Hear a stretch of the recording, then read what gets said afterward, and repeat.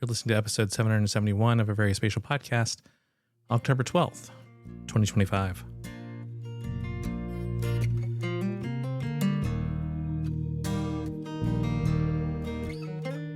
Hello and welcome to our VerySpatial podcast. I'm Jesse. I'm Sue. I'm Barb. And this is Frank. And this week, podcast. In the news, the 2026 World Championship for the Marine Advanced Technology Education has announced their World Championship. This is where they are using remote sensing and submersibles. It's a competition that's been going on, I believe, for 19 years. And if you are someone who thinks that Dawn Wright and the work she does is very cool, and you have students that might think so too, you might give a look at this World Championship hub. Apparently, you can also volunteer to be a mentor or to work with any of the teams. And this year it'll be in Newfoundland and Labrador, Canada.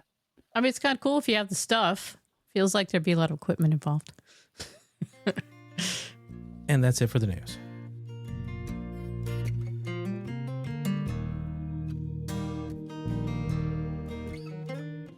In this week's Web Corner, the Welsh LiDAR portal, still in production but open for use, allows you to look through Wales' archaeological heritage. It is an interactive tool, and it gives you a way, whether you're a resident or a heritage professional or a student, to go through and see in more detail what's happening specifically in Wales. The kind of nifty thing here for me is that, particularly in the United States, we have a annoying habit of forgetting that the UK is many countries actually have got together into one nation, and they have their own heritage, their own history, their own culture that still underpin it. So it's kind of cool that they have a data repository in their own right, to talk about the history and the historical significance of Wales, which has got a history and literature in its own right. Yeah, and this is a beta release, so they're asking for your feedback if you're someone that does look and use the platform.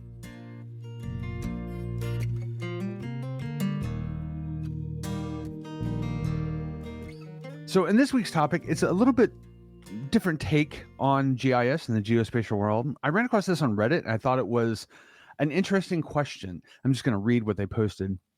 I'm a geography major with a concentration in GIS, and I've done some digging through jobs, but what are some unique GIS-related jobs?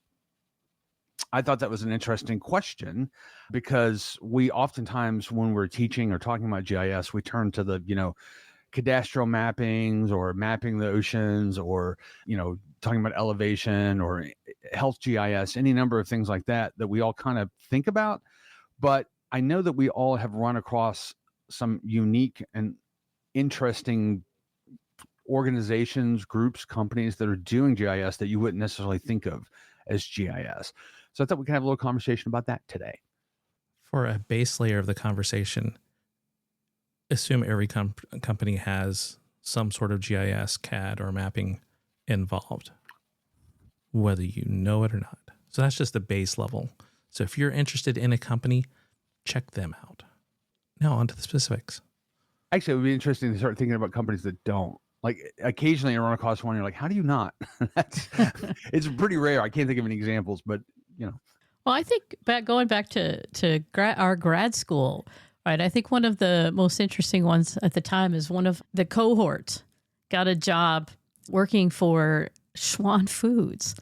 And so these are the companies, by the way, I don't know if Schwan is still around, but this is the companies that drive around in the trucks and they deliver like big boxes of frozen food to you and you order it either on a regular basis or you can do an order. Anyway, at the time, this was like, and it made perfect sense, right? Because it's a delivery route. But I can remember when he got the job and would come back occasionally and tell us, that they were all, even though they had hired him, they were still all both in awe and baffled by some of the mapping he would do. So really early on, I mean, that was an interesting thought that, we were so used to environmental applications and public agencies and preparing for government work and stuff that, the retail world really, really utilizes GIS increasingly. Yeah, I think we intuitively go, well, yeah, transportation logistics, clearly a GIS application, and we have whole suites of things in an ARC to do all that type of stuff. But I think we sometimes forget that all that stuff happened before GIS existed. And so sometimes there's other systems that have come into place, but a lot of times they're kind of stumbling across this technology, even though they've been doing it a certain way all these years. And there are companies that are on the cutting edge of this. Obviously, your big FedEx and UPS and all that stuff like that are doing it. But even smaller companies like Schwann's, who are still around, I've seen trucks around here in Morgantown, need to do that sort of thing. And they find a value in investing in GIS to do that. Keep in mind, this was 25 years-ish ago, whenever he was on that job. So they were pretty cutting edge. Yeah, I think for me, my favorite are the jobs that people get in GIS that are related to a specialty knowledge that they have or a hobby they have. So I can think of a number of times where it was combining the GIS knowledge or the remote sensing knowledge with some skill that not a lot of people have. So I'm thinking of people we know that know how to do things like scuba diving, and they've gotten jobs with archaeology and scuba diving for GIS and mapping for preservation with like the Army Corps of Engineers. But I've recently seen a call for other jobs for mapping, and they do require that knowledge of scuba diving. But another one that I saw that was pretty cool, that was an announcement, was Cirque du Soleil for safety using GIS. And, as soon as I saw it, it made sense, but it's one of those really cool jobs that you might not think about. And if you have that knowledge, that it fits right with it.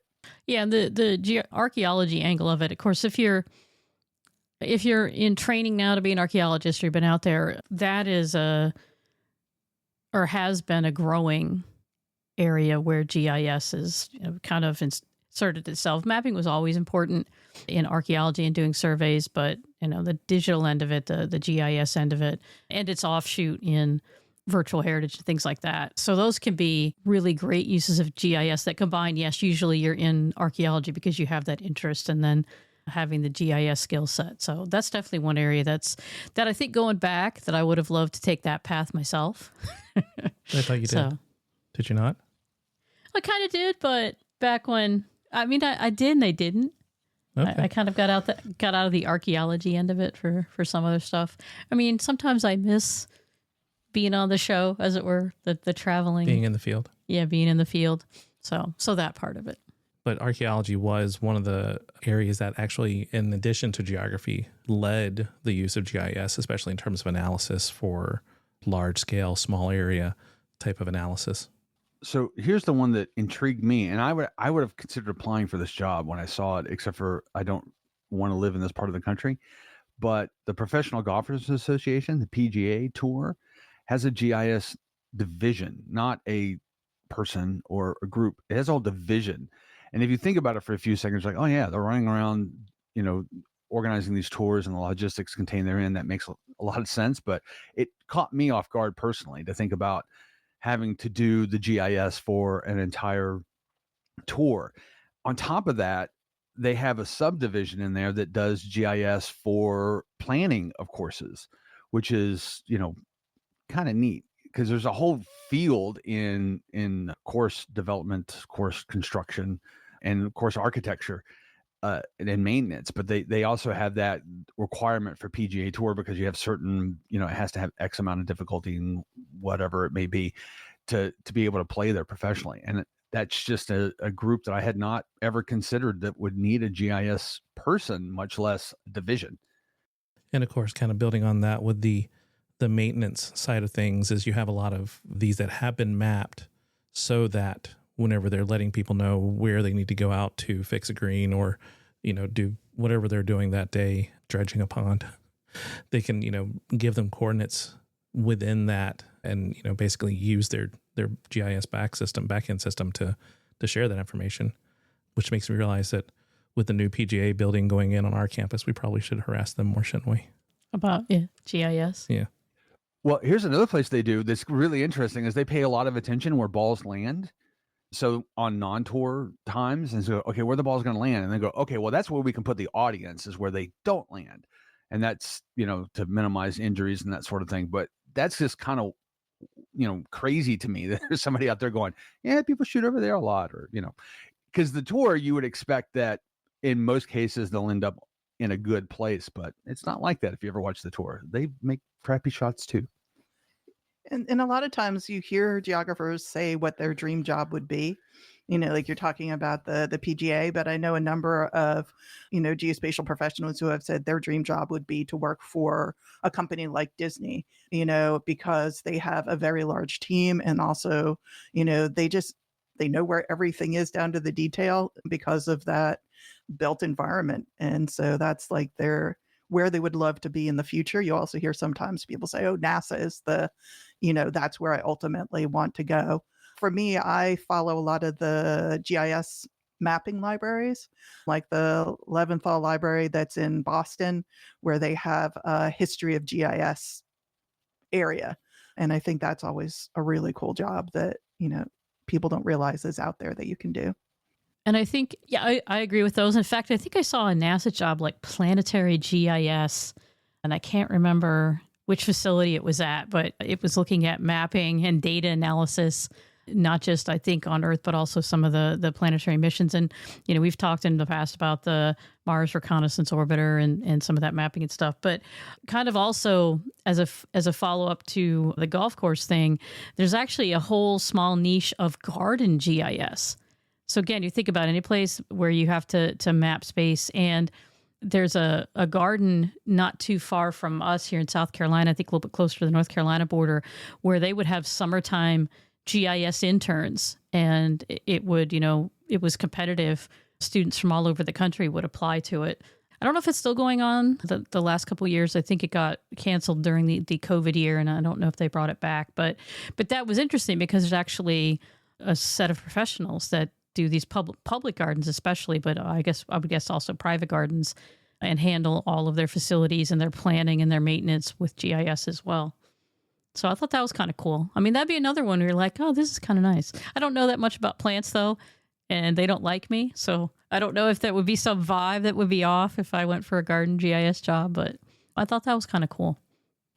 Kind of jumping back to the Disney discussion, we've talked about previously in various news segments about whenever Disney was rolling out NFC bands and those type of technologies so that they could keep track of where people were in the park.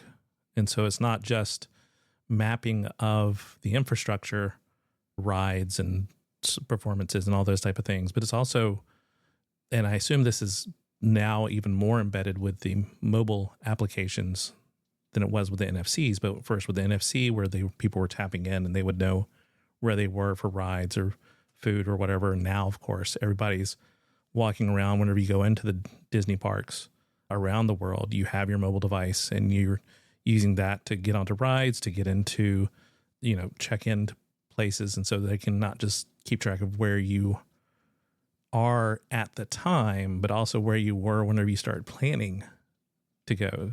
So if you know that you want lunch in an hour or so, are you over here in this part of the park setting up a reservation on this other side of the park, or those type of things? So you can get much more nuanced in the relationship between where they will be and where they are now, I think. I would assume. Yeah, they had I can remember back a number of years in the podcast we talked about too, they had a research division that I think you could work as an intern, or they had a couple of jobs open as well. Some of that, researching some of that location technology. One of our students was an intern at Disney, and now she is trying to get into the archives at Disney. So she's just waiting for that internship to be posted again. Yeah. But that's one of the places where they do some of the research, but that of course is much more about looking at what they have. And on the entertainment side, there have been in the past. Now, I didn't see anything right now, but in the video game industry, there have been GIS jobs for those games that were built in a real world setting, or they wanted to, utilize mapping technology for that. And sometimes, and honestly, with some of these jobs, sometimes they won't say GIS. So you have to infer it from the duties that they're talking about, stuff like that. But anything from, building the actual worlds in the games. Also think about companies like Niantic and Pokemon Go, right, that utilize that mapping back end that's real world and stuff. So now Scopely. They sold They Oh, sold well, Pokemon yeah, Go. but at the time it was Niantic that did that. So that's another interesting area as well. And I think I even saw a couple of videos over on YouTube in the how to work in geospatial science and video game development, stuff like that. So that's kind of an offshoot that has applications that are both entertainment, but also bringing the technology back the other way. So I thought that that's another one that, seemed cool to me, but some of those are not consistent in terms of, always having jobs available. So this is one that surprised me a little bit when I dug into it, and it's near and dear to my own heart, which is guitar making, particularly the big companies like Fender, FIC. I can't remember what the IC stands for, but Fender International Corporation or something like that. So what you don't realize is that for the most part, when we think of making a guitar, we think of, you get the wood and you get the parts and you scrape, cut it out of the wood and know all that stuff and assemble it and tune it up and whatever it may be. And that's probably very true for a local luthier that's, making a small batch guitar or boutique builder or something like that. But for a large corporation like that, they have different lines of product that is in different countries, and they have different countries of origin for the assembly. So you have a made in the USA guitar, which it tends to sell for more money than a made in China guitar or a made in Indonesia guitar or a made in Mexico guitar. All those different countries, you've got one logistics about sending all the stuff around, but weirdly enough, you've got to spend a lot of time doing some really interesting GIS based work. Like if you're going to make a guitar out of alder or ash, that's easy enough. United States, you know what that looks like and where to source that wood. But how do you get the same wood in Indonesia or China? Well, the answer is either A, you harvest that wood from the United States or Canada or wherever it may be that you've gotten the wood that you use in the made in USA guitar, and you ship it there, which is its own expense, or you go and find a species that's native to that country that has the same basic properties, and you call that alder or ash, even though it may not technically be called that. Different guitar manufacturers use some mix of all that.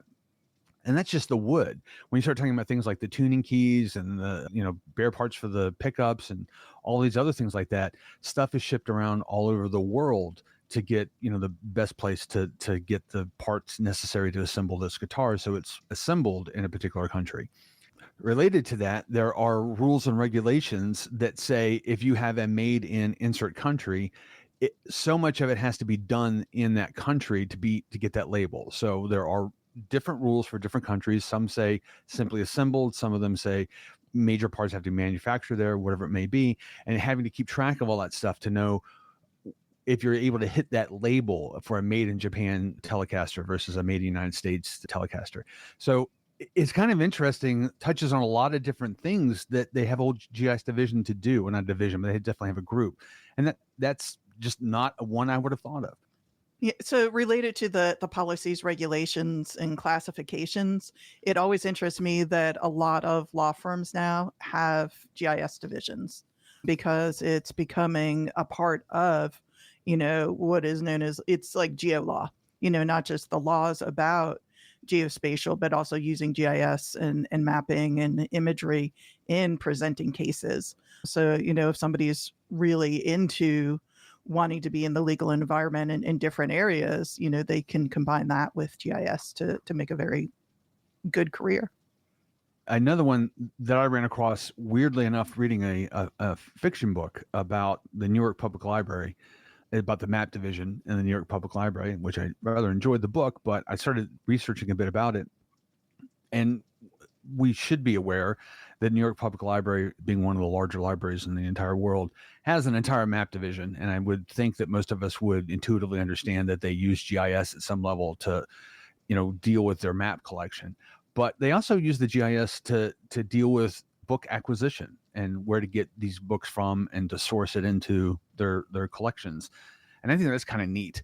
The sort of trading around this material that's been around forever and a day and using more advanced technologies to sort of deal with loaning out and trading with and purchasing from and enhancing collections for, the preservation of knowledge and information. Interlibrary loan on the broad scale. I also remember, in fact, a number of years ago, again, some of this is going back to graduate school days, but I can remember being pleasantly surprised and set up a visit for our students to the Smithsonian to talk about their GIS, which they had a number of applications from managing buildings to all kinds of other stuff. And so that's another one that you don't think of, like its applications in management of things like museums and other places that, again, are managing space. So that's always kind of cool, too. I feel anytime in the last 5 to 10 years, if you haven't been thinking indoors, definitely get that into your headspace now, that indoors is just as much of a place for GIS as it is outdoors, as it has been for so long. I think a lot of people overlook the importance of having access to good spatial knowledge in lawmaking and in governing. So we know government has GIS. We're familiar with that and comfortable with all that stuff. And we obviously know that when you're dealing with issues of, say, gerrymandering or whatever it may be, that we're going to turn to GIS divisions to help sort through some of the challenges that are contained there. But, they actually do use it for a lot of relatively minor questions of we're making a law and we're going to change this particular aspect. How's that going to influence this particular population, or how's that going to impact that particular type of population? And that's, just kind of the day-to-day governing piece that the legislative services, in the case of Congress, the OMB also does this. They're helping answer these questions so the legislators can make are hopefully good decisions based upon good information. And I think we forget that, that's an important part too. When I think about the serendipity of finding a career that fits you in GIS, I always think about intern at WVU who was on the WVU rifle team, went looking for a job, and there was one that was mapping, following, and protecting an endangered bird in Hawaii. And since it used all his skill sets, it was outdoors, they dropped him off, he followed this bird around and protected it. And that seems like a dream job if that's something that you like. And I think that you might find that there are these dream jobs out there that fit you that might not fit anyone else. Now, whether or not the bird still existed by the time he got there, even he wasn't sure. No, they went through and he was hunting the known predators of the bird, and there was like 3 left in the world. Yeah. So, well, that was the question. Were there 3 still left? That was unknown. Yeah, but boars were one of the big things that were destroying the nest. Yeah, and it's just, and there was another person, I can't remember if they were an intern or not, but their passions were fly fishing, and they liked making maps.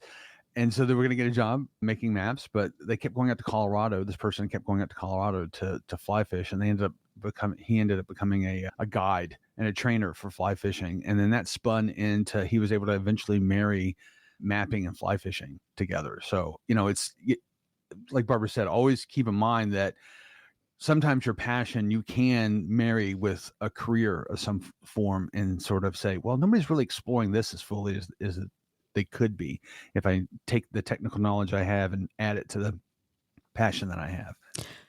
That is true. Like there are a number of cases that I could think of as well where somebody who had the GIS knowledge maybe started off in something else that was their passion. And so that made me think of a student who was very interested in being a trail guide and had gone to work for a company actually in another country that, was working on trails through sometimes challenging terrain, and they had never heard of GIS in terms of that, and parlayed that into the job actually creating maps for them and helping them analyze some of the characteristics of terrain and vegetation and stuff like that. So I mean, you can get it that way as well, as you say, like not looking for GIS jobs specifically in interesting fields, but looking for a job in or just participating in something that you already like and realizing that there's a GIS application there.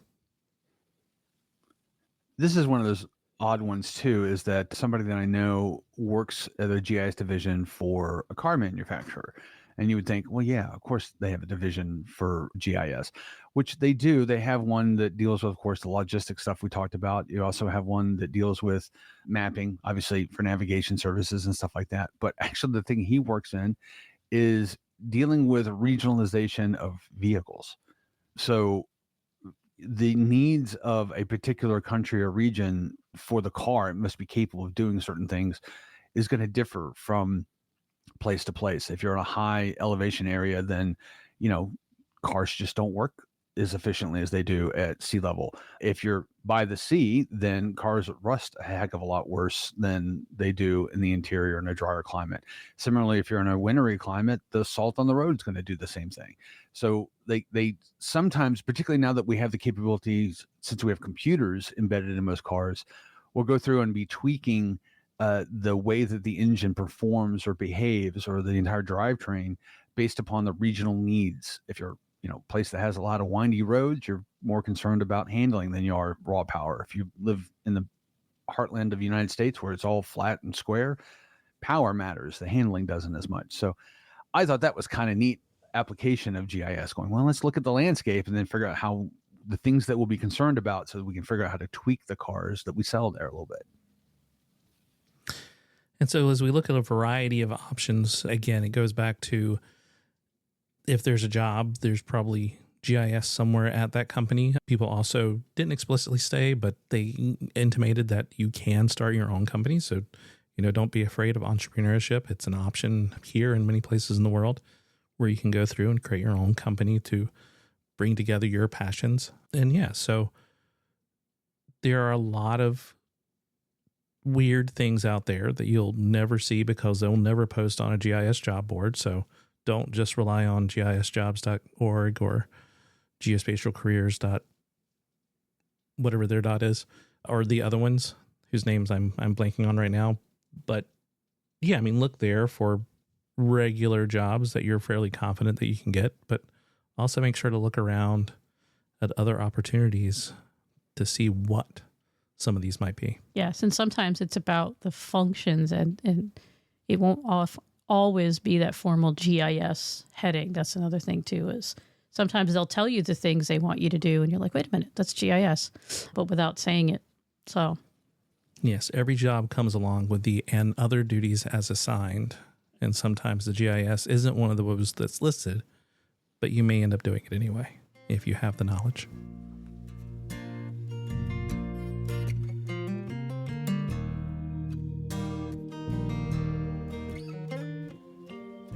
On to the events corner. As always, we encourage you to head over to, anywhere in the world to check out events. The American Association of Geographers will be meeting in San Francisco, March 17th through the 21st. If you want to submit an abstract, be sure to do so by October 30th. I can't remember, is that just oral presentations or is that oral and poster? I think posters might be January. But let's quote not me. Pretend that's not the first deadline. Actually, I'm not sure they haven't gone to just one deadline. Yeah, they keep saying that. They did some sort of change a couple of years ago, and I'm not sure they're doing second deadlines, so don't risk it. Don't risk it. Get it in by then, but they said they were going to one deadline, and then they put another deadline. We'll see. PA, the Pennsylvania GIS Conference 2026 is taking place April 15th through 17th in State College, PA. Oral submissions are due January, and the poster submissions are due in March. January 11th. And the Esri User Conference will be taking place July 13th through the 17th in 2026, of course, in San Diego, and abstracts for that are due October 24th. We will probably be both at the AAG and Esri UC, because in theory we have money to go to them. We'll see if that theory continues if it pans out. Yeah, that's you never know from day to day at this point whether money exists or everything's not. a little hazy, Yes. week to week now. So Will there be people to help us get on a plane to get there? We don't know. Yeah. I would say contact your congressperson, but I don't think it would matter one way or the other what your thought was regarding what you think Congress should do about the shutdown. But if you want people to know about your conference and hoping that it's still going to go on, not to be too gloom and doom, be sure to send us an email to podcast@veryspatial.com. If you'd like to reach us individually, I can be reached at stu@veryspatial.com. I can be reached at barb@veryspatial.com. you can reach me at frank@veryspatial.com. I'm available at Kind of Spatial, and you can find all of our contact information over at veryspatial.com/contacts. As always, We're the folks from VerySpatial. Thanks for listening. And we'll see you in a couple weeks.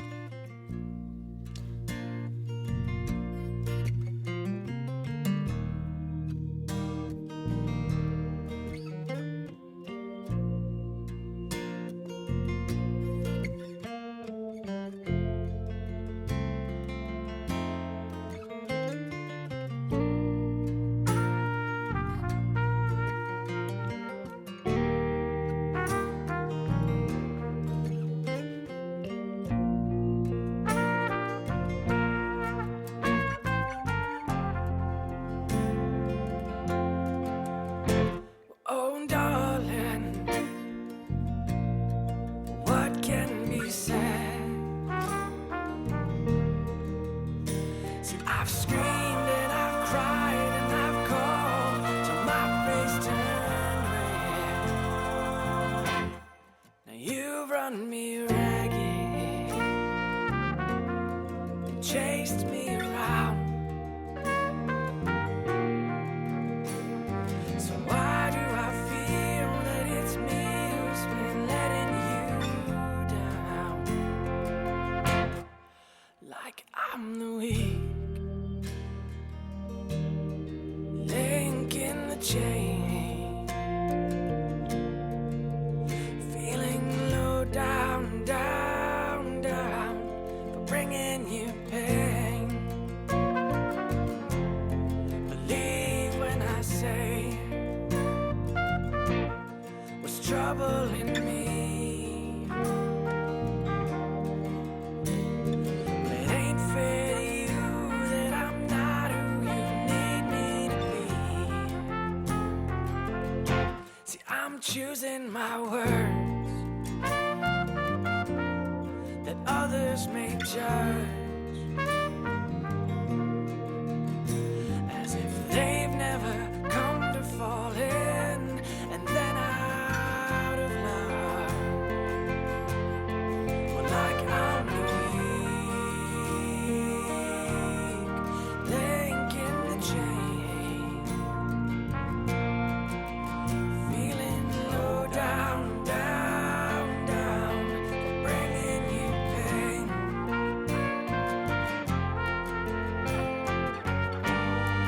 Now's come a time as these things go, with clear heart and